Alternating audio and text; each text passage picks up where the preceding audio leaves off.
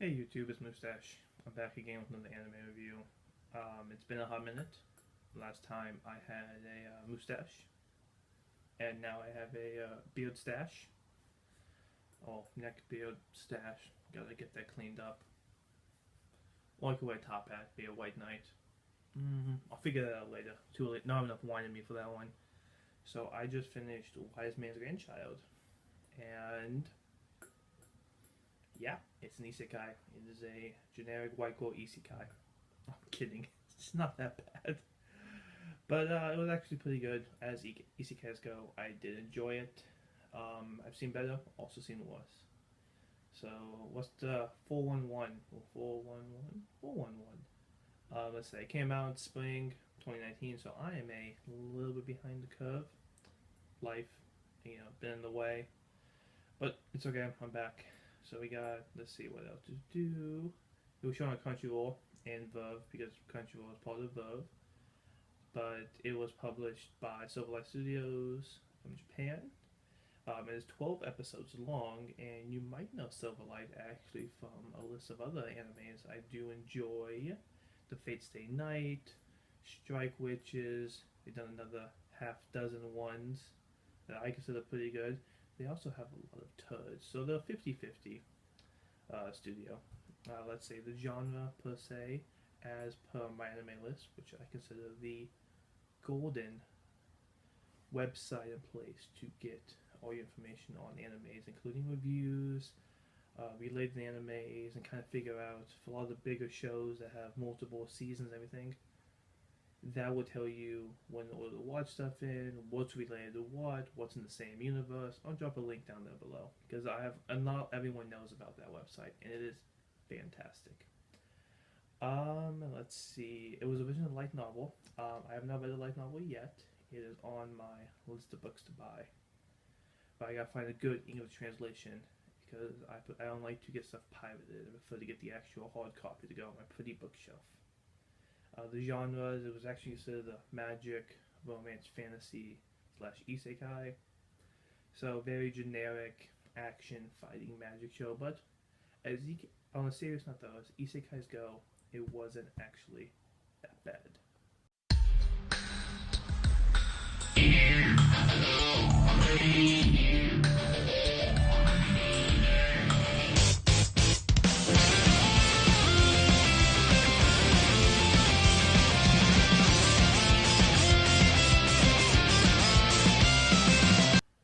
So this isekai starts off in the generic isekai faction.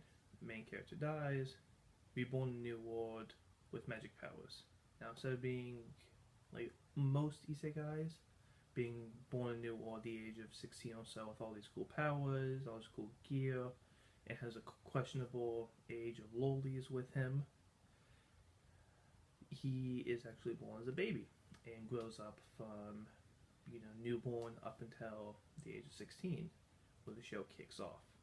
So I kind of like that. He kind of grows up. He has a childhood. He has a life now. Not as much of a childhood, since he lives in the forest with his grandfather, whose name is Merlin, his grandfather's two best friends, and his uncle, who comes and visits occasionally from the big city. Now, Merlin, his grandfather, is the great wizard, per se, of his time. His grandmother, or his friend, which actually turns out to be Merlin's ex-wife, she is the greatest enchantress of the time, and he has another friend who is a great swordsman who's just there as filler, essentially.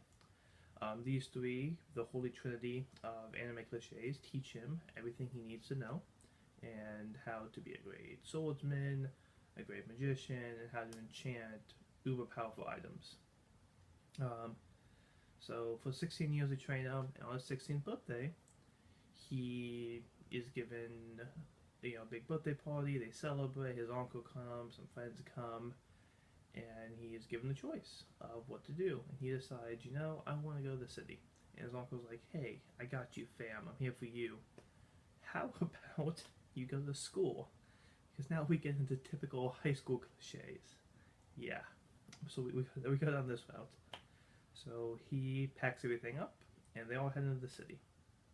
So when they get to the city, his grandmother, didn't tell him a lot. So if you watch the trailers and some of the stuff online about this, it talks about how he has no common sense. Well, I'm not going to say he has no common sense. What I'm going to say is he is thrown into a situation he was not prepared for or expected. So he goes through the city. His grandparents are essentially like idols. Everyone loves them. They see him. They want autographs. They want pictures. They want the whole shebang. So he ends up sneaking off, and we go back into generic, typical anime of saves pretty girl, and pretty girl falls in love with him. So meets pretty girl in an alleyway. Pretty girl's being mugged, beats up bad guys, saves the day. They start to talk, and he starts to get more information about the school and everything. So fast forward an episode, and he goes, and you see the clip from a lot of the trailers where he does his initial process into the school. He goes all his classes and does everything. And one of the funny parts in there is that he is told by his grandmother before he goes, is like, hey, don't overdo it. He overdoes it and smashes all the tests. Literally blows a hole in the wall. Everyone there is just, they can barely do magic. They can barely pop out little fireballs, do anything, and this motherfucker's like, boom, Stukin. Wall disappears. So he meets the prince, who he considers his cousin, who is really confused and confuses everybody because no one knows why he's calling the prince his cousin. So we get to a lot of those things that I personally don't like is when they get kind of clingy per se, and shows start to get a little awkward. And this is what happens. He starts to get awkward, but he quickly realizes, like, hey, fix myself. Unlike a lot of shows who just continue down the path of fucking awkwardness. So after that, he's accepted in the school, and the show takes a, I'm gonna say, 90-degree right turn, and it goes from an action fantasy show to a rom-com school show. It's a high school rom-com. That is what happens. And it's a little depressing because I kind of like the path it was going down, but it takes a 90-degree right turn. But things start to pick up quickly though. So school. In Japanese culture and Japanese society, a lot of kids do clubs and activities. Archery, sword, martial arts, debate, mathematics, engineering. In America we have it, but it's not pushed as much as it is in Japan, from my understanding. So he is pushed to join a bunch of clubs. Everyone wants him to join his club because his parents are famous. He refused and starts his own magic club. Now, also in Japan, there's a class rank structure where all the small kids are in one class, and it slowly goes down to the dumb motherfuckers like me. So all the small kids in one class, and this is, I'm gonna post a picture of the artwork here. And this is stereotypical like class anime. You got a Lolita, you got a girl who looks like she's 30 with big boobs, but is really like 16. Got hot dude, blonde hair, like total, like, I don't want to say generic, but standard anime, which I thought was pretty funny because it came out of left field. But because the character creation and the artwork in the show, they're okay, but it's very blah and generic. And it pulls in a lot of standard tropes, essentially, which I'm not a big fan of. I like when they do stuff, or not say wishy-washy, when they do different things, but the show is very generic, which is a little depressing. But after that, it becomes a rom-com. They form their own class, and they start down learning of magic. Now, we mentioned earlier that he is powerful in magic. He is powerful in magic not because of a natural born ability, it's science. So we're going to use fire as an example here. fire needs oxygen and something to burn. So in the show, they have a spell that summons a ball of fire and you throw it. He is smart and does 17 spells in different layers: fire, oxygen, oxygen, oxygen pushing into fire, stuff like that, creating a big fireball. Now that's an example, but he essentially uses science and knowledge from another world to make all these great spells. And he teaches all these kids who just okay at magic or somewhat good at magic, and they all become masters of magic very quickly. So, which that leads to a whole other issue.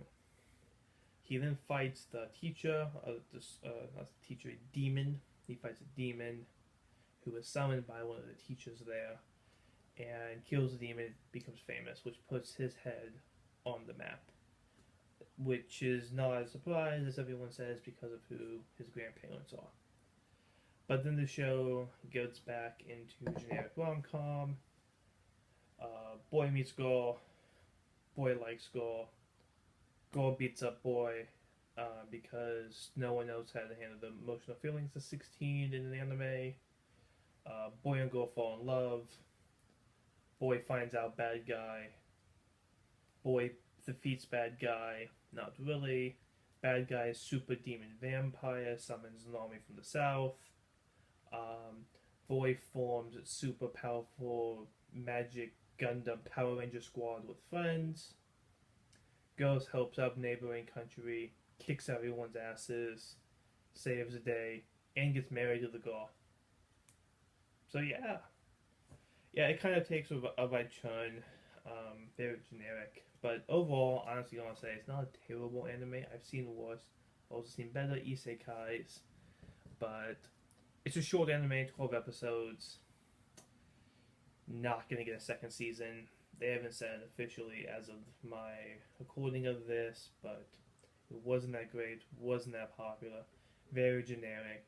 And also, 2019 has been full of a lot of generic animes. There's not a lot of things standing out, truly standing out this year, which is a little depressing, but we can hope for more next year.